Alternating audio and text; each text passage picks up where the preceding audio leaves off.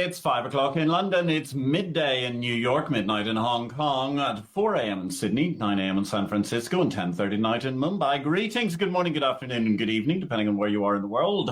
My name is Patrick Young. The IPO-VID live stream, series 32, episode 5. That in the aggregate makes episode 191. Starts here. Feel the quality on the new EU consolidated tape, ladies and gentlemen, as the CTP, Euro CTP, add to mega brands like Data BP with data quality calibration to come from BMLL. Over at Euronext, well, it must be somewhat of a stress. There's only 5 days to go, and Euronext is now down to seeking only 50% plus one share in its tender for the Greek Stock Exchange. That's down from 100% or total control. Just a few weeks ago, they were seeking. Less good news for antitrust watchdog recipients of an investigation, DB1, and indeed NASDAQ. Surely this cannot be serious, ladies and gentlemen. Antitrust probing 25 years on, DB1 in the crosshairs, while NASDAQ rather unfairly accused, given the fact that Helsinki Exchange was then independent in 1999 and is now two owners later down the road. Forge Global has been sold. The private share platform is being sold to Charles Schwab in a $660 million deal. That's quite incredible given the fact that only a few years ago, during the height of COVID and SPAC mania, $2 billion was the valuation of Forge Global at the time. Don't forget, ladies and gentlemen, this Friday is AFM Tech Day in association with Connemara. We're going to be going to the fabulous locale of Chicago. Exchange Invest, our daily newsletter, is delighted to support the AFM Tech Day 2025. It's hosted by the Association of Futures Markets on November the 14th. That's this Friday at the Union League Club of Chicago. I'm traveling tomorrow. The event's going to bring together lots of innovators and operators, and most importantly, after keynotes from Nairobi to Yerevan during the course of the past year and even further afield, I'm joining the Tech Day to chat with the OG of ETD, the man who invented financial futures, the man who invented carbon markets, and many other things besides, Professor Richard Sander. We're looking forward to that, and indeed we're hoping to bring that to you next week as our IPO vid. Our guest today, ladies and gentlemen, is Jake Cousineau. The topic, Face Your Financial Fears. Jake Cousineau is inviting us to face your financial fears based on the wealth of information in his latest book. Jake is an author and educator from Los Angeles, California. He's launched personal finance programs at two schools, advocates for financial literacy legislation, and his years in the classroom inspired him to write his first commercially successful book, How to Adult Personal Finance for the Real World, which has sold over 50,000 copies. His new book, Face Your Financial Fears, was released on October the 7th, 2025, with the fabulous epithet, The Simple Guide to Fixing Your Relationship with Money. Jake, welcome to IPO-VID. Where in the world are you today? Patrick, how are you? I'm just outside of Los Angeles, California, more specifically in my office, like outside my classroom. Fantastic. Well, welcome to the show. It's great to have you coming to the West Coast. I'm in Valletta, Malta today, ladies and gentlemen. If you want to give us any questions or talk to us, don't forget, usual envois via Facebook, LinkedIn, and YouTube. Just drop us a question. We'll happily put it to Jake as the show goes on. Don't forget to give us a little bit of love as well, ladies and gentlemen. That would be very, very welcome, as it helps the bots understand just how good the content is. So, Jake, tell me, how did you manage to get into being interested in money, investment, and indeed the fear of finance? Yeah, I fell into it sort of the hard way, and that was just being broke for so long. So I don't have any background in money. My family growing up didn't have any money. And, I just sort of tripped through my early 20s, sort of stumbled along, and I was just broke for a long time. And so I lived abroad for a while. When I came back home, I started teaching. I've always been a teacher. And about age 26, 27, I was like, oh, okay, I've got probably negative $30,000 net worth. I'm in debt. I've got to get this figured out. And so I started reading everything I could, read a couple books that really hit home, really resonated with me. And then being a teacher, this thought that kept coming up in my mind was like, why didn't I learn this? Why was I not taught this? And then being a teacher, I was like, well, hopefully I could correct this mistake. And I started a class at my own school. And so since then I've been teaching it. And that experience, I realized the same questions sort of come up with both students and adults, and sort of the same sort of themes emerge. And so through that, the process of teaching, I wrote my first book. And then, I just released my second book, Face Your Financial Fears, October 7th. And so, I mean, tell me a little bit about your teaching. I mean, who are you teaching? What sort of age group? Yeah, so now primarily I teach both a middle school class, so like an 8th grade class. So those are like 13-year-olds. That's a really just intro, like real intro, basics, learn about interest rates, investing, credit cards. And then I also teach high school seniors. So here in the States, those are like 17, 18-year-olds. So that's a much more advanced course. And so a lot of people think, oh, that's good. You're giving them the basics. But this is really like, they know the difference between passively managed index funds and actively managed mutual funds. They know Roth versus traditional accounts. They know how a 401k works. They know about amortization. So the goal is by the time they finish my course in high school, when they go to the real world, like they are ready for all those financial realities they're about to face. That's phenomenal altogether, and certainly a great leap forward compared to certainly any financial education I ever had when I was at school.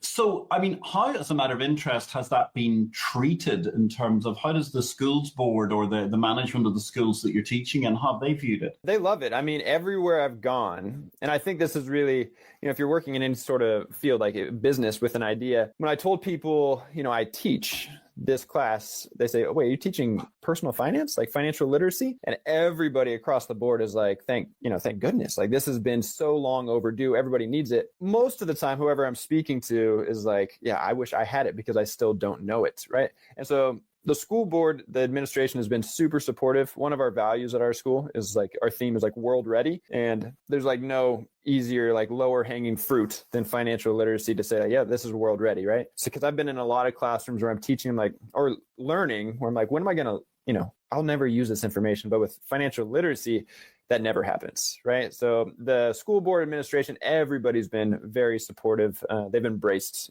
any sort of financial literacy that comes into the classroom. That's absolutely fabulous. And if you don't mind my asking, I mean, what do you teach when you're not teaching financial literacy? Sure. Yeah. So I've sort of been a jack of all trades, but master of none. So over the years, I teach English. I've always been teaching English. So that sort of marries like the writing side of my sort of interest with the financial side.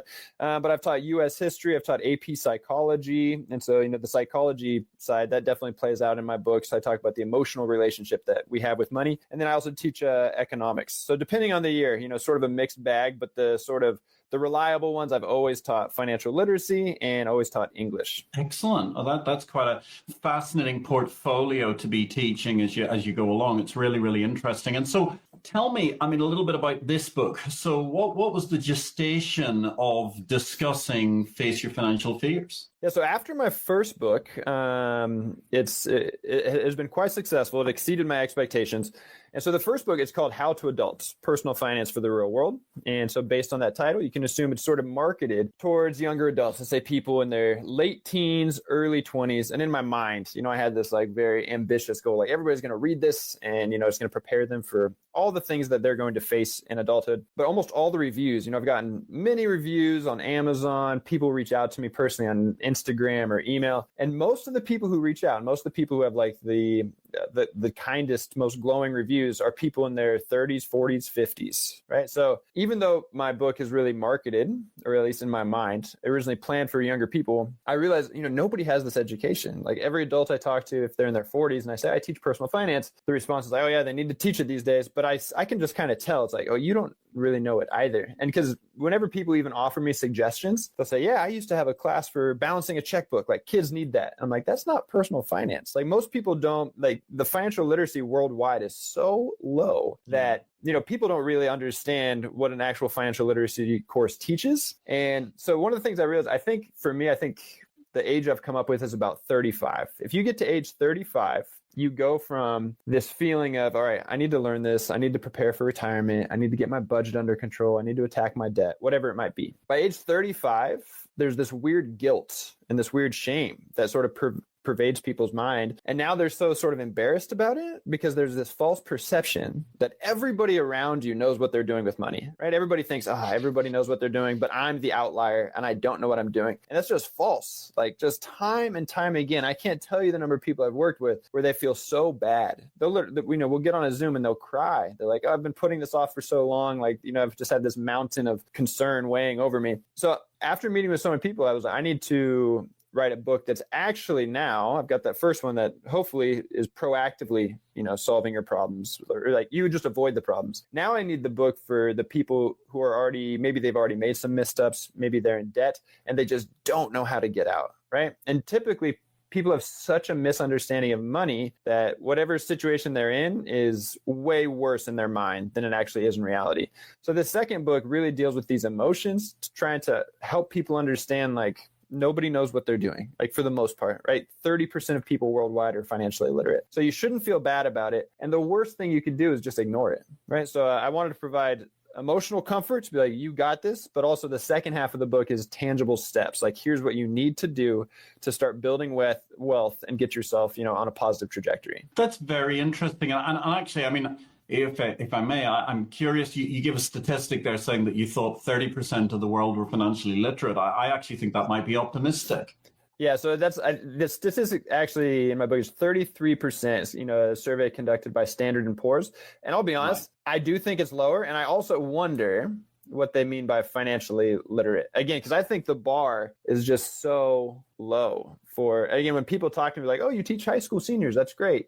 Teach them, put $2 away, stuff some money, don't get Starbucks. And I'm like, that's what you think financial literacy is? Like, that is not financial literacy. That is not how wealth is built.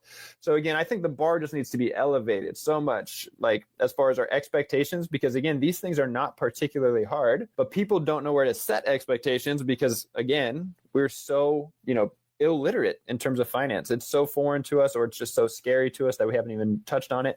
So the bar definitely needs to be elevated. So I agree with you that 33%, I wonder, one, what is the metric? Or like, what's the expectation? And two, I feel like it's still lower because even talking to people who in my mind, there's no like sector of society that's sort of impervious to this. I've talked to very wealthy, very educated attorneys and doctors who are like, I don't know what I'm doing, like not a clue. So a lot of people think like, oh, if you're college educated and you have a good job, then you know what you're doing with money. And that couldn't be further from the truth. Yeah, I'd have to agree with you there. I mean, I spent a number of years living in Monaco, and you think, well, Monaco's where all the super wealthy live. And it was actually genuinely quite scary meeting these guys who literally spent 50 years working in some industrial manufacturing or service business. And what they understood was that business and how to sell loads of it. But now they'd retired with all of this pocket of money. They really had no idea what they were doing with it. And it was quite incredible to see. And if that's the case of genuine 1%ers in the world's wealth, well, it only reserves the fact that the other 99% clearly aren't doing so well in terms of their financial literacy, one would presume. Correct. Yeah. I actually have an anecdote in my new book. At my previous school, I had one of the parents reach out to me, and I knew that this parent was a very respected CEO. They had very big business. They're very wealthy. In my mind, I'm like just endless business acumen. And so when he wanted to speak with me, I thought he was going to, question my teaching, maybe say, what you're teaching is not advanced enough. And he came in and he basically said like, what's an index fund? Like, how do I invest? And I was just sort of shocked. I'm like, wait, what? Because again, even though I write about it in my books, I'm victim too of this perception of others, everybody being more well-versed, everybody being more competent than I am. And so in my mind, I was like, this is a titan of industry. But he was very frank and very vulnerable. And I respect it so much. He's like, yeah, I don't know what I'm doing. He's like, I can close a deal. I can make money. I can do that. But as far as managing my money and having my assets grow and, not being eaten up by liabilities, he just came in with total humility, and it just sort of really changed my own perspective. I was like, oh man, I really thought you must have it really figured out. And it's always sort of shocking. I talk about this in my book as well. It's sort of the imposter syndrome of when people are asking you for advice and you're like, am I the source of knowledge at this point? But again, in this world where people are so uninformed, it's very common. I'll meet people in my mind who are, infallible pillars of wisdom, and then they ask me a very basic question about finance. I'm like, oh, you are just another one. We're all just another bozo on the bus here. Yeah, it's quite incredible. So walk us through your book. Walk us through the clear tenets, because I think that the bit that came away for me was the fact that, as you said, essentially pretty much everybody is bad with money. That's a pretty jarring opening thought, but quite true. Yeah. So it's sort of the format is the first half goes through sort of myths around money, like things we don't understand or just misperceptions we have. Like, for example, the examples I always have a lot of personal anecdotes. I try to keep it light. I try to keep it sort of entertaining. When I was younger, I thought if you want to be a millionaire, you have to save $1 million. I truly thought, I didn't understand investing, had no idea how it works. I'm like, if I want to be a millionaire, I need to save $25,000 a year for 40 years or whatever it is. And because I had no idea how powerful compound interest is, right? But if you have that mindset that I have, if you want $1 million, you have to save $1 million. It's so easy to just give up, right? It's so tempting. Like, well, my efforts are futile. Like, there's no way I could ever accomplish this. And not realizing, oh, if I save, $200 a month starting at age 20, like I'll be a millionaire just by investing in, straight up index funds if I can return 10%. Or you don't realize, oh, $400 a month over 30 years, like, oh, my retirement's actually pretty good. Like, so that's a simple example of, because we have this misunderstanding, we don't know how wealth is built, we see our dreams as sort of unachievable. So why even try, right? And another example, we don't understand how punitive interest rates are. We don't understand like how crippling high interest debt can be in building wealth. And so when you're sort of throwing money at debt, constantly throwing money at debt, so much is eaten up by interest. So you might be paying $500 per month, but you're only getting $350 in value, right? Because $150 is being eaten up by interest. If you've been in this cycle for 5 to 10 years, again, you're thinking, my money does not go anywhere. Like, why would I care about personal finance when my money doesn't go anywhere? Not realizing once you get out of debt, if you can get on the other side of zero, again, now you're getting more money for your value. You could invest $500, but you're actually getting $550 back, over a longer period of time. So I want to address all of those sort of myths and misperceptions. Another one's like social media, like the idea of like, oh, a wealthy person, they've got a huge house and they've got, a Mercedes and 2 Teslas. Like when I see that stuff now, I'm always like, that's a lot of opportunity cost. Like that is, between those 3 cars, like that's probably close to $500,000, if you were to invest that money for your retirement. So again, people, they just have the wrong perception of wealth. Building wealth is actually quite boring. It's quite slow. It's just like monthly dedication. But again, because people don't understand this, it sort of incentivizes them not to care. It becomes sort of tempting to be like, all right, I can't do it anyway. So, why even try? Yeah. And also that whole social media thing where people are going, look at me, I've got a Lamborghini and this mega house and everything like that. And yet, as you say, that kind of flies in the face of an awful lot of people who are genuinely investing their money and making money. I mean, yes, there are those who have Lamborghinis, but it's usually because the opportunity cost of Lamborghini is essentially chump change to them, about the same as you or I having a daily Starbucks. Precisely. Yeah. So cars is like the number one thing I rail against, right? If you really want to save money, like don't buy a car you can't afford. And people will interpret that as like, you should never buy an expensive car. And I'm saying, no, but those people, exactly like you said, those people who have maybe a Lamborghini or, the Ferrari, they've probably achieved a level of success or a level of wealth where that doesn't even come up on the radar, right? They don't even have to do a cost and benefit analysis. It's like, yeah, I can afford this because probably on the back end, I'm making that much in investments over 2 or 3 years. Like, I'm going to pay this car off quickly. But if anybody's in a position where they're trying to build their wealth and they have to be sort of financially disciplined, don't buy an expensive car, especially in the United States. The United States, it's absurd how much money people spend on cars. Yeah. Yeah, well, there you go. And speaking as someone who's a part-time race car commentator, I totally get the message, which is anathema to half of my tribe, I think, because it is such a lost opportunity cost. And with the exception of perhaps some people who've got the joy of having some form of tax write-off, other than that, it is just really sunk money at all points in time. And I mean, it's interesting. You talk about, your book is Face Your Financial Fears, and you've got the subtitle, The Simple Guide to Fixing Your Relationship with Money.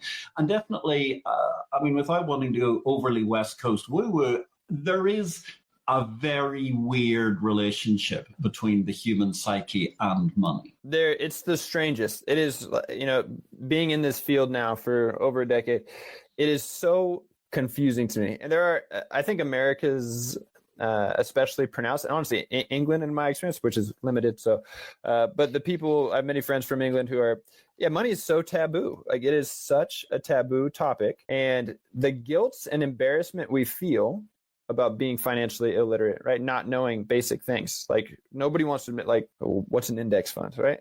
The majority of people can't competently explain what an index fund is. And I'm not talking trash about those people. Like you should, if this describes you, you should address that problem. And I'm also here to tell you it's not that difficult to understand. But the stigma and the embarrassment we feel over not understanding finance is so pronounced and strong. We choose to continue being, financially either like poor, not building wealth. We choose to stay in debt because that is easier than addressing our flaws, right? That is easier than admitting we don't know what we're doing. So I've talked about this in my book. Like I'm a recovering alcoholic. I've been sober for 8 years. And that phenomenon of admitting I'm an alcoholic is so similar to the people who, it's scary. Like people just don't want to admit it. But I'm also here to tell you when I finally did admit it, both being, financially illiterate and also having an alcohol addiction. Once I finally got that out there, like everything became easier. It's like, oh, there's resources. There's other people who also feel this way. But money hasn't turned the corner yet. It is so weird. Money is the one, like, I think it's the largest blind spot in almost every society I've experienced where people don't want to talk about their problems with it. It is either too embarrassing, too taboo. It's maybe a little gauche, whatever it is. But like, as somebody who talks about money constantly and like is very open about money, as somebody who's just benefited from being open with money and being vulnerable, like I'm always on my soapbox and let's talk about it. Like this is absurd. Like we have to actually face these things. We have to confront them as a society. Like we are all hurting ourselves. Like everybody's life will be better if we could just become a little bit more open and less embarrassed by this topic. Yeah. No, it is very interesting. But then also, I got to say, I mean, I come from a financial practitioner background. I would constantly criticize the financial industry as well, because I would compare with, you go to hospital and for some reason the doctor's got to do an operation. Like I had my wisdom teeth out many, many years ago, but I never forget, the doctor sat down and went, oh, we're just gonna put you to sleep. The anesthetist will come and talk to you in a minute. And then when you do that, we're just going to lean your head back a bit. I mean, he didn't quite describe it in the way that it really happens. And we're going to pull these wisdom teeth out, blah, blah, blah. And it just sounds so easy. Whereas you go to talk to an enormous number of financial professionals, and the first thing they'll always do is they'll always go, Jake, I'm really glad you asked that question, but actually, it's complicated. You should just leave it to our specialists. And I mean, if someone did that to you in the hospital, you'd be unplugging the drip and trying to jump out the window, even you're on the 23rd floor of the general hospital. And that's something I think does not help, is the financial industry's insecurity, that it refuses to suggest or try to explain to help people as they go along. Oh, 100%. Like I couldn't agree more. And I think one of the biggest problems, I mean, when I think back to when I was completely broke and didn't know anything, a lot of the financial like gurus or experts, they're so sort of sanctimonious, or even, and this is not a terrible thing to do, but like they're from like Harvard or maybe Oxford, Yale. They're from these really elite universities. They've got an MBA or a CFP. And like for me, I grew up very poor, have no connection to the elite, Ivy League schools. And so I'm thinking like, well, of course you did. Like, yeah, it's easy for you to say, look at all of these sort of checkpoints you have along the way that are setting yourself up for wealth. So I do think it's sort of unique about my book, because I know what it's like to sit on my secondhand couch in my very, not glamorous apartment and looking at my banking app with, $50 in it. And now I'm on the other side. Like I've achieved close to financial freedom. I feel very comfortable. But I think speaking about that, like there's such a disconnect for so long of the financially literate and the financially illiterate that they can't communicate. So I do think my book really helps to sort of bridge this gap, because I've been on both sides, and I do think being a teacher really helps. I have to explain these things constantly to young people. You need to make it digestible. You need to make it entertaining, and hopefully sort of, at least to a degree, engaging. So I do think that my book sort of helps fill this gap in the market, because for too long, the divide, it doesn't, somebody could give what they think is sound advice to somebody who's a newbie. But there's often so many terms and things to trip over. And again, people don't understand how scared most people are when they talk about money, right? As soon as they hear one term they don't understand, they're like, oh, I knew it. I knew finance was scary. I don't want to go near it. nope, not going to do it. So you really have to break things down and have a very soft approach to be like, it's nobody knows this stuff. It's okay. We're going to do this together.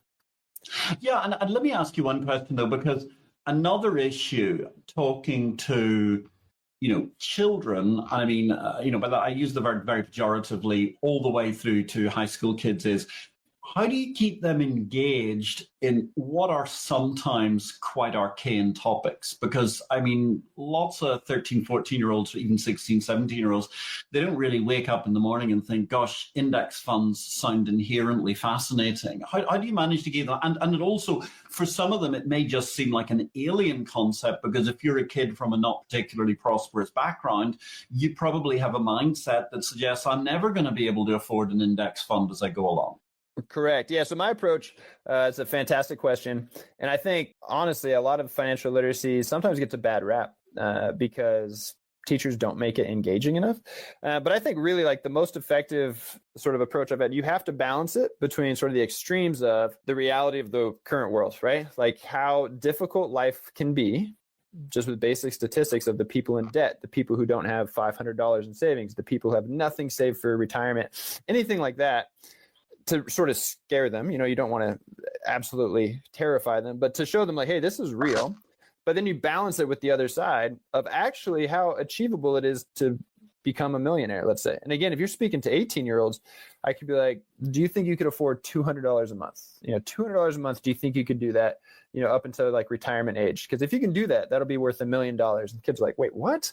And especially if you show them, $200 a month. All right, you put in $70,000, but you're taking out $1 million. And then that's when the kids are like, whoa, say that again. Say that. Like, yeah, you put in $70,000 and you can take out $1 million. I don't know if those are the exact numbers, but you get the point, right? And so then they're like, oh, okay. So actually, and then they're like, wait, so that's $200.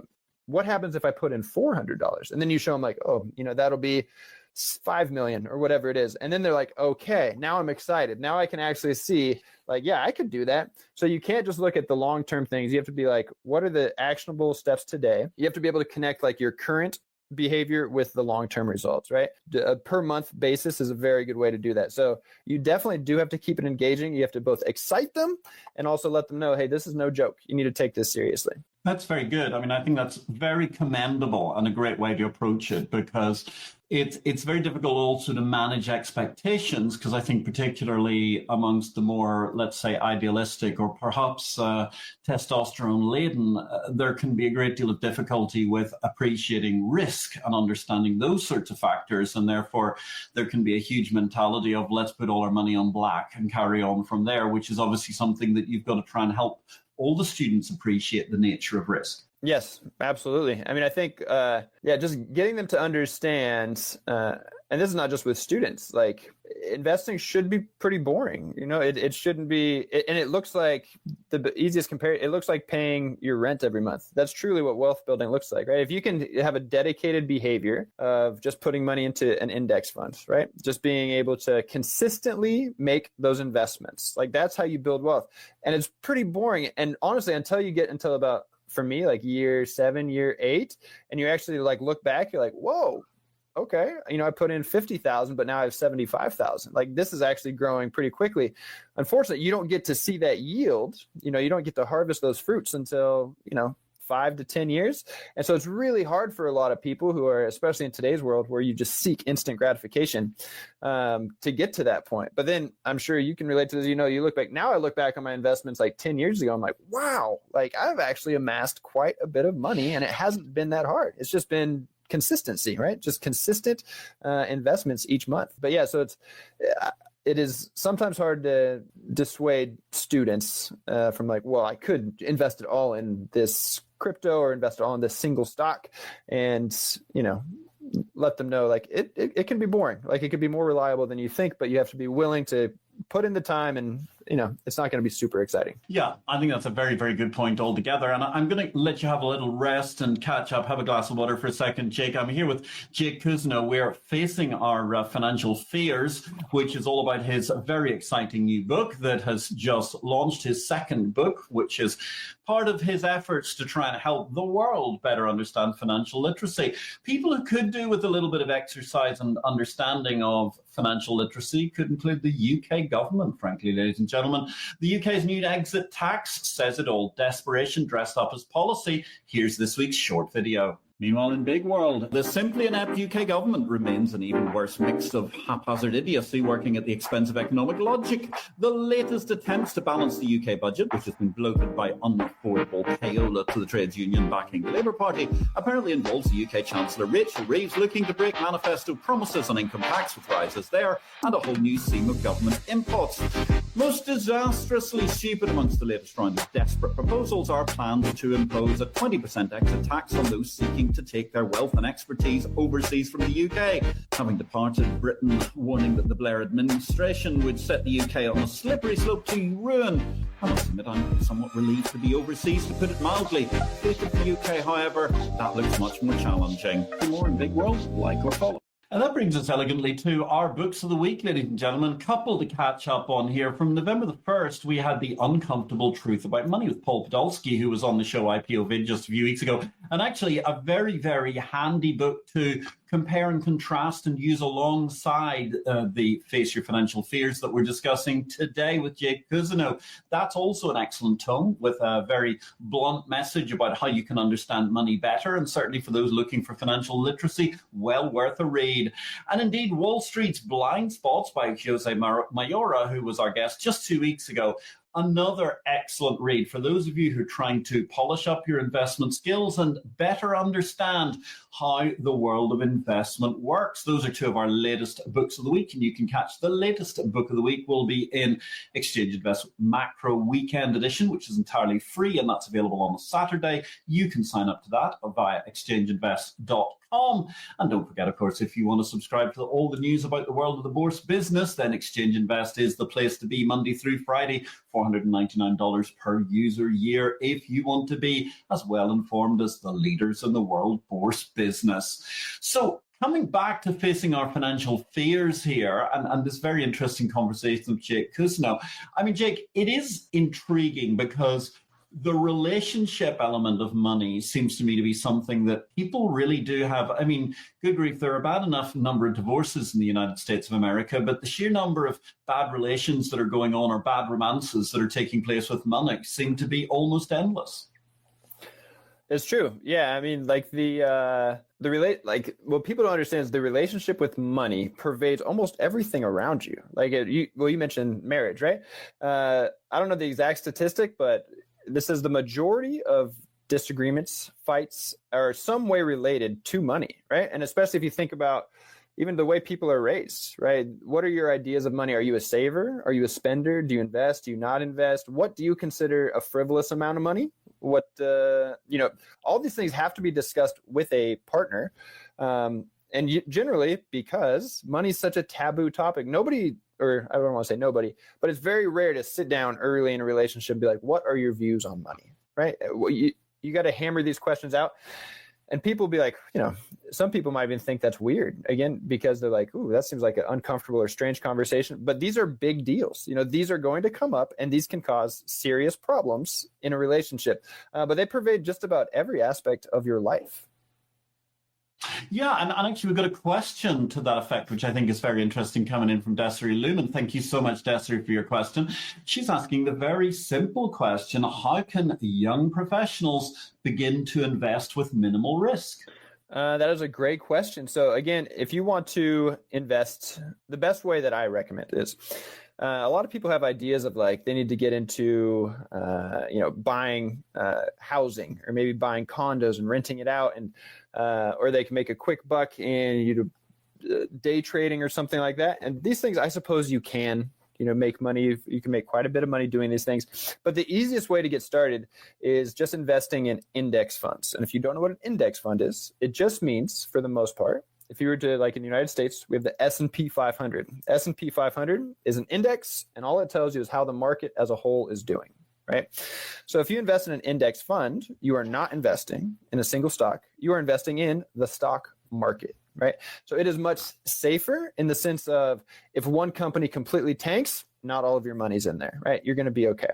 On the other end, of course, if one company takes off, you would have made more if you invested in just that company.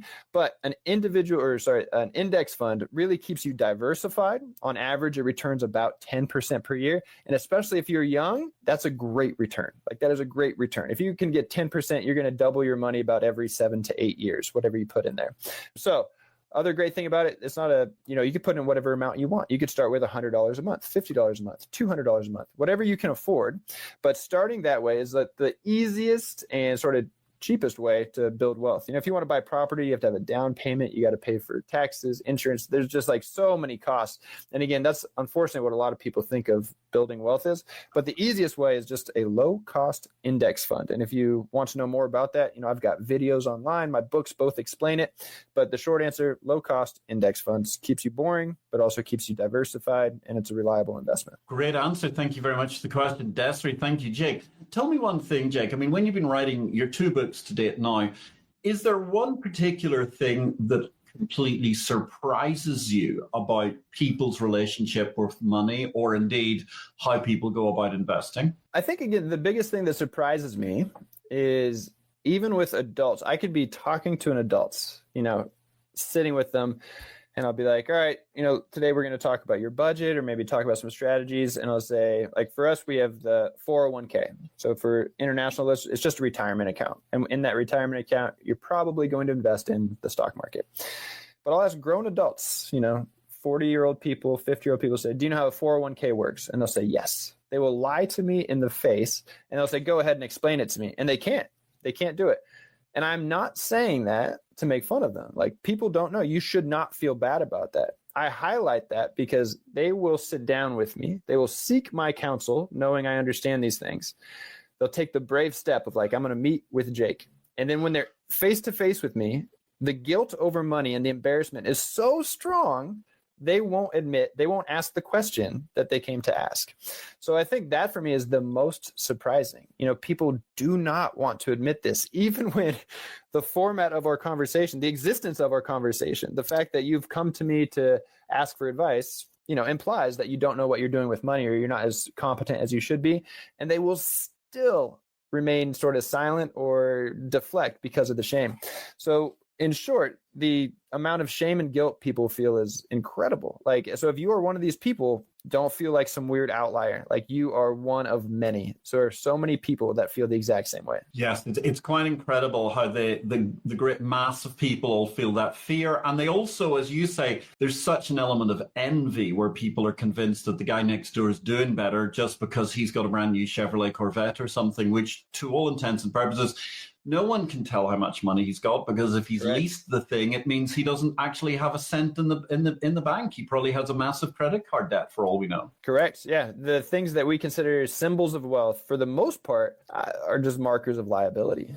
That's a great way to put it. That's a really, really great way to put it, because it is just a marker of liability, so much of this stuff, if you're not careful. And people delude themselves that they're making investments in particular things when all they've really got is something that is a very much money atrophying instrument, as opposed to the cost of upkeeping your shares or your index fund or whatever is pretty simple. So, I mean, when you're teaching, financial literacy and so on, do you have a methodology or a basis of benchmarks, say, at which people should start thinking beyond just having index funds and getting themselves into, say, individual shares? Or how do you think about that when you're teaching? Yeah, so I try to balance that. And of course, my goal is with my students, is really set them up to hopefully avoid the mistakes that so many of us have made, right? Like, I've made every mistake you can think of. So I want to get them to avoid that. But really, I want to get them to a point of the new book is more like getting out of debt and, get on the right trajectory. And I really feel that if you can sort of get people, and again, it takes, 5 to 10 years of sort of consistent investments or determined behavior, controlling your spending, getting out of debt, whatever it is. But once you get on the path, I think confidence plays such a huge role in any objective you're trying to achieve. With my students, I say confidence is always so much more important than your intellectual proclivities or how perceptive you are. Is, do you feel confident in what you're doing? And after you get, let's say 5 to 10, if you can see your wealth sort of start to tick up and you're like, woo, okay, there is an actual relationship between my actions and my financial health. once you can get to that point, I think the time it takes to achieve that, and then you get to your point, Patrick, of, all right, maybe I could diversify a little bit. Maybe I can buy maybe some property or maybe some individual stocks. All right, I've already got a bunch of money in index funds, right? I've got this sort of safe, diversified investment. Maybe I could take a little bigger swing with an individual stock. Like I like blue chippers, if I'm being honest. I don't want to throw it into a penny stock or something. But I think by the time you start to build your wealth and you are fixing your relationship with money, to be honest, that's sort of the subtitle of my book. Once you get to that point, which takes time, you're going to have the confidence to actually understand other options, other investments that are available to you. And actually, yeah, you make a great point as well, Jake, because as you say, a great deal of the fixing in Face Your Financial Fears is getting people actually to zero and getting them back from debt. And it's obviously incredibly difficult to avoid getting into debt, particularly in the United States of America, where education is so expensive, et cetera, et cetera.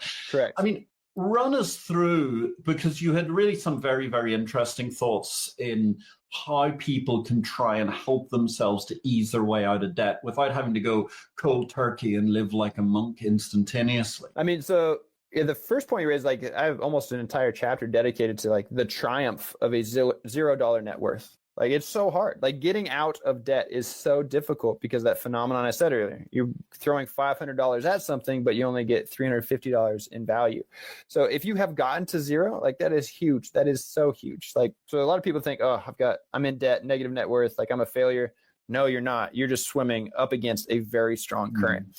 But to start that, I really think for so many people, I work with a lot of people. I'm working with somebody right now. She's got $20,000 in credit card debt, and all she can think about is that $20,000, right? It's just that $20,000, that $20,000. Whereas, it's spread out over 5 credit cards. And so there's a couple different approaches. There's one called the snowball approach, right? And you're going to find the one with the lowest balance. Maybe one only has $400. So I'll say to her, all right, we're always going to pay all the minimums, right? You're never not going to pay a credit card. So you're going to pay the minimum on all of them, but any extra money you have, maybe you don't go out to that restaurant that extra time a week. Maybe you get rid of one of the streaming services you don't even use, right? Even if it's only $50, you're just going to attack this credit card with any extra money you have. So you're paying the minimum on all, except for this one, that one $400 balance. You're going to throw as much as you can. Now, very quickly, you're going to knock that one out. Right. So now you're down to 4 credit cards. And so all that money you were putting towards that credit card, let's say the $400 or $300 you were able to afford, you're going to add it to the next lowest balance, right? The thing about this is, like, I think a lot of people know about this strategy, but psychologically, it gets you to focus on something that is far more attainable. Like, I could pay off $400. If you're only thinking of $20,000, again, you're going to lack the confidence you need to actually approach this. So you're gonna be like, how am I going to do this? And the same is with investing. If you want $1 million, don't look at $1 million. Like that's a really hard thing to be like, how am I going to get $1 million?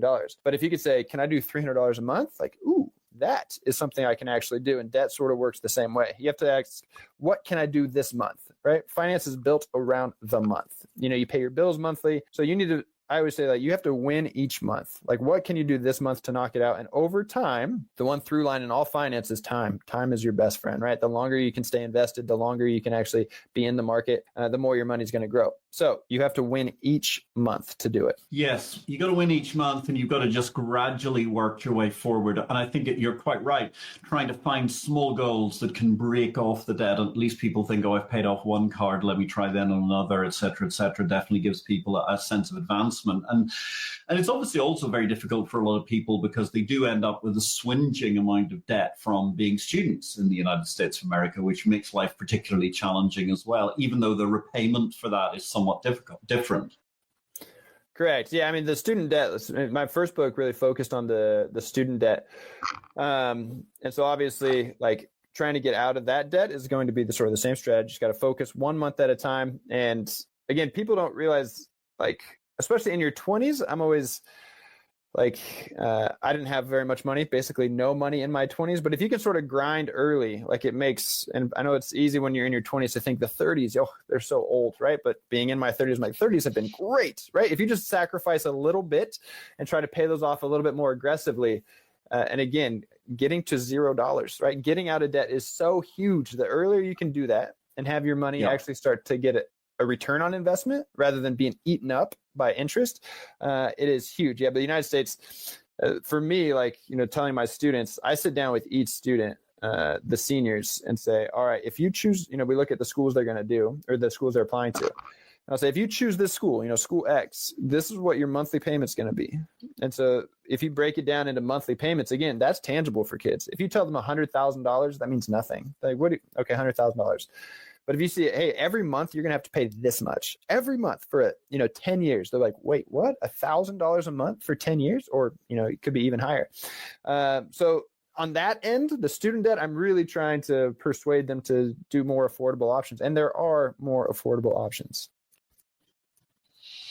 Yes, finding the affordable options at all points in time obviously becomes very, very key. And so tell me, I mean, when you're teaching financial literacy and so on, you mentioned earlier on the idea that it can be somewhat distracting to get people overly obsessed with running into investing in lots of property early and so on.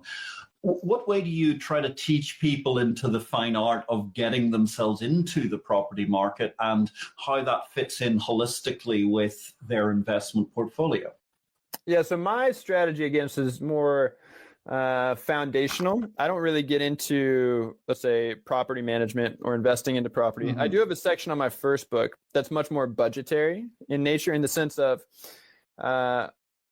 how do you determine what's actually an affordable house, right? How do you actually determine affordable housing? And as an example, like housing is the topic. There's basically three categories that really wreck your budget, right? Housing, transportation, food. Those are the big three that are going to wreck you.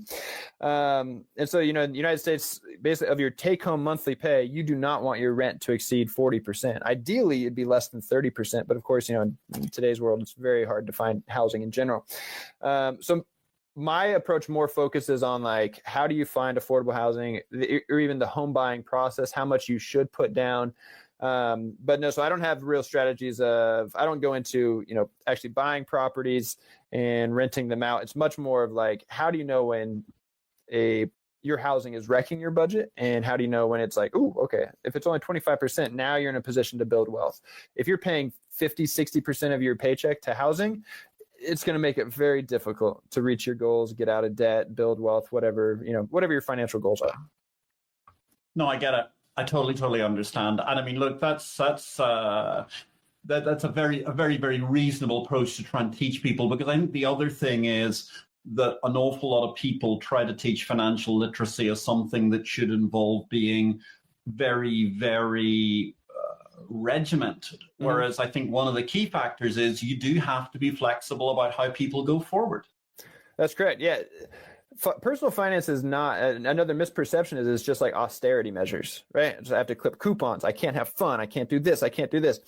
And that's not true. Like, it's just, if you can get your money going to the right areas, especially if you start young, let's do a simple example. If you're used to paying $400 a month for your car payment, every month you're paying $400, and then you're reaching the end of your loan, right? So you no longer have that $400 a month, right? You no longer have that $400 a month payment. A lot of people just simply say, "Ooh, okay, I'm going to spend that money elsewhere." But if you're already used to, it's already a habit for you not to have that $400. If you could just put that in the right place, that could be your retirement. No. Truly, just that $400. Like, that's it. That's the only thing you have to do. Of course, you need to be financially, minded, not austerity measures, but you can't just buy everything you want. But that $400 a month, if you start doing that at age 25, like, that's your retirement. Like, you just did it. Like, that could turn into a retirement balance. But people, they have the misperception of, oh no, I can't do anything fun. I can't have anything nice. And that's not true, right? If you have those things sort of automated, either attacking your debt and investing, the rest of your money is just fun money, right? Like, you can, if you have your goals already taken care of, already automated, and you are not getting yourself into debt, like a good budget actually, gives you liberation. It gives you a lot of freedom. Yeah, I think that's a very, very good point. And in fact, I mean, I think that's such a superbly good point that as we reach a point of liberation and freedom in our budget, it's time to ask you the question we ask all our guests at this stage in the show. So, Jake Kuzna, where do you think the capital market revolution goes next? Yeah, I think it has to go. I think it's we backed ourselves into a corner here of, over the past, I'd say 10 years, like as an example, I think like getting therapy, right? Getting therapy has become much more common. It's much more socially acceptable. For a long time, it was sort of stigmatized unjustly. It's like, ooh, there's something wrong with you. You're going to go see a therapist. And obviously, that's completely false. Like today we embrace it, like, no, you should go see a therapist, talk about these things. I think we are close. I think we have to be right around the corner from, we have to address this money issue. We have to stop feeling bad about it, right? And again, because the economy is not the strongest worldwide, people are really, struggling to get by. I think we're going to sort of face this reckoning the hard way, unfortunately. But I do think the positive that will come out of it is people are going to have to address their money issues, right? I can't ignore it anymore. I need to understand this stuff. And so ambitiously, romantically, hopefully, I think that's where we're headed.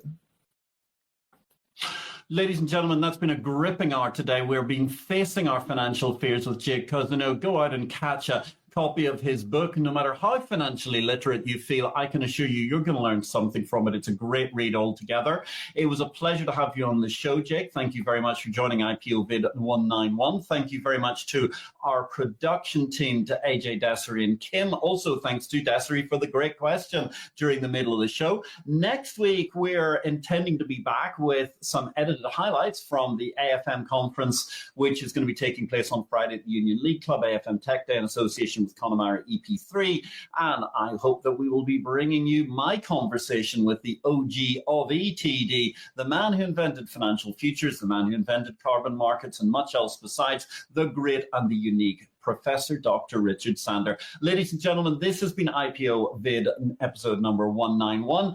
Do catch us online via Exchange Invest anytime, and we look forward to welcoming you back in our video channels soon. In the meantime, I wish you all a great week in life and markets.